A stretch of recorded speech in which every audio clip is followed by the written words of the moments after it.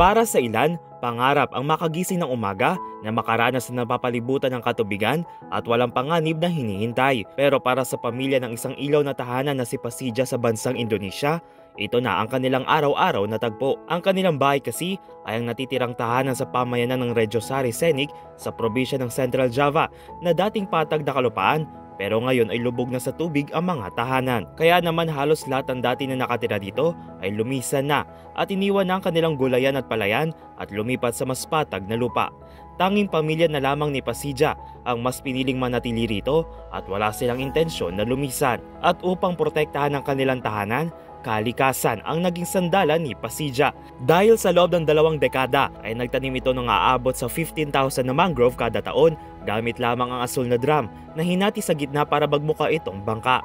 Ang mangrove ang kanilang nagsilbing proteksyon bukod sa mga kawayan na kayang salagin ang mga alon at hindi lubos na maapektuhan ang kanilang tahanan. Ayon kay Pasija, mananatili sila sa kanilang tahanan hanggat kaya pa nilang solusyonan ang patuloy na pagtaas ng tubig. Para sa DZRH TV, ito si Dustin Bayog, una sa Pilipinas, una sa Pilipino.